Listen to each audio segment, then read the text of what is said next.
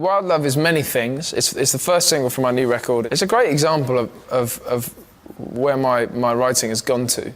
It's the same writing process as before, but I think it shows that my confidence has grown in many ways, in the sounds on that record and also in the kind of subject matter. Like my songs were filled with angst and uncertainty. My lyrics on my first record, you know, they were based on personal experiences, like most of my music. They were a little more kind of careful, I think. I just wasn't the type of artist back then that would feel something like the emotions in Wild Love and just say them. The chorus in Wild Love, I want to give you wild love, the kind that never slows down. Those are the opening lines. And I know that I wasn't an artist with the kind of confidence to say that sort of thing on my first record. And the second record is all about evolution for me as an artist. So to go to those places and those lengths as a writer has been the point.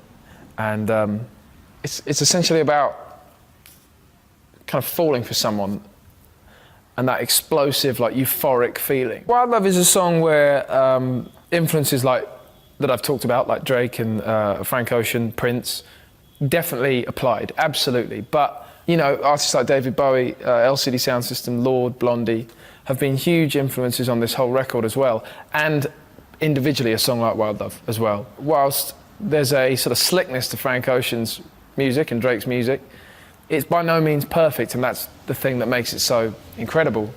And that can definitely be said or noticed more so in something like LCD Sound System's music or the production of a Blondie record, which I know is a much older record, but still.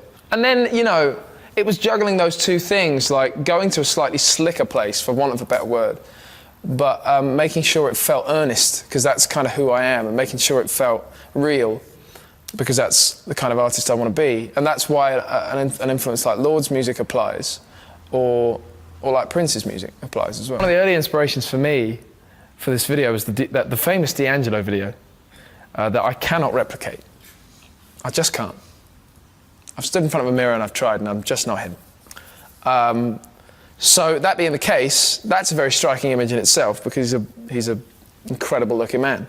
So I suppose there was a thought process that sort of went with the nervousness that comes from this song. In the verses, you know, a lot of the storyline of Wild Love is about how do I approach the subject if I want to absolutely be with this person and I want this person to feel incredible. The thought process was, well, you feel like you've got butterflies. Hang on. Butterflies is potentially great imagery. So they kind of follow us around in this video, and they're a visual representation of what these two characters are feeling. And then I just took it a little further, I guess, and it's, you know, the song is from the sort of personal perspective. And so my character in the video always feels like she's just out of reach. I didn't want anything to be too perfect, so as you'll see in the video, it turns out she is always just out of reach. And suddenly she disappears and explodes into a cloud of butterflies, and that's a little bit of artistic license there, I guess. You know, visually it was really cool to do that, and it felt better to do that than to like seal a deal sort of thing. You know, that felt too easy. And as far as like thinking of or asking someone like Natalia, I didn't know her before. You just have to ask.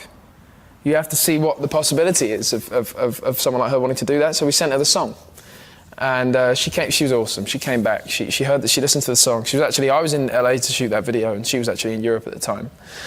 She came back. She said, "I really love this song. I'd love to do it." It was really wonderful and simple, and to hang with her that whole day and work with her making that video was awesome, because she's as lovely and kind of simple in her approach to chatting with you as she is in her acting. It doesn't ever feel overthought, which mine absolutely does.